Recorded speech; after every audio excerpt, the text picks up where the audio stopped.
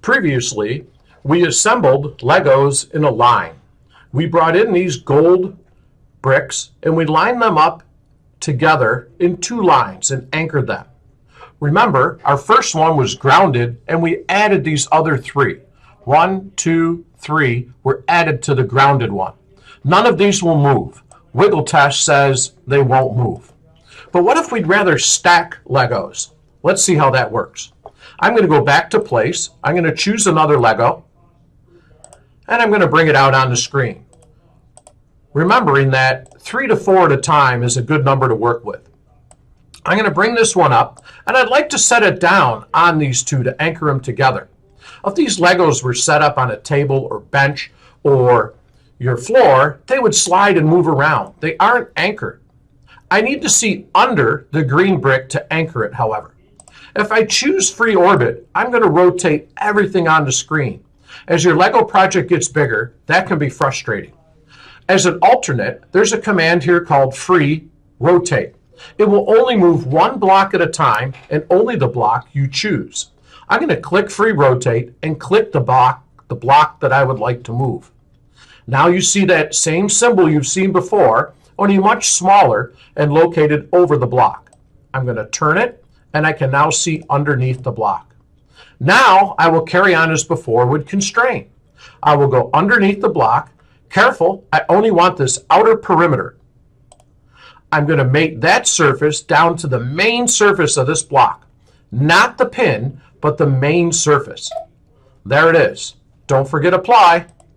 Switching out to flush, I'll choose this side of the green block and this side of the copper block and apply. And now, proving that we need 3 constraints, this guy still slides along. We've only placed 2. The underside of the green to the top of the copper block and these 2 sides. We need our 3rd constraint. It's going to be a flush right here. Constrain again. Flush.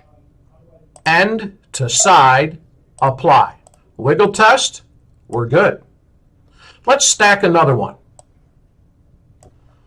I'm going to park that block. Choose free rotate. Click it. Turn it so I may see underneath. Constrain, grab that outer perimeter, top surface, not pin, apply, flush, side, side, apply. Now we have a little trouble. Some blocks are overlapping. No problem. We've only placed 2 constraints. Wiggle test says this guy will still move around. I now am going to use free rotate to turn this block. I need to see just on that other side. There it is. That's the surface I'm looking for. Even though I've constrained this block, free rotate will allow it to move. I now am going to choose constrain, surface to surface. Let's make those. There it goes. Snap back and apply. I forgot if that was the 2nd or 3rd constraint. Let's wiggle test. Nothing happening. It's locked down. Good work. Let's do it one more time. I'm going to choose free rotate. Slowly turn this block. Now I can see the side I want. Back to constrain. 2 surfaces together. There it is. Apply. Flush.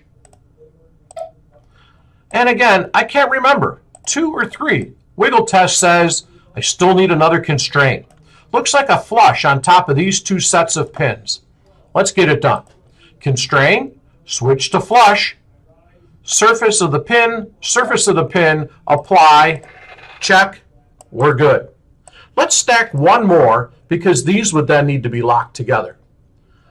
Free rotate it is, choose it, turn, constrain, surface underneath, surface on top, the main surface, apply. Now I have a decision to make. Do I want this side flush with this side or this one flush with this one? Builder's choice, but I'm going to choose these 2. Surface, surface, they're flush, apply. Wiggle test says I'm not done. Constrain, switch to flush, side, side, apply. And on you will go as you build your Lego sets.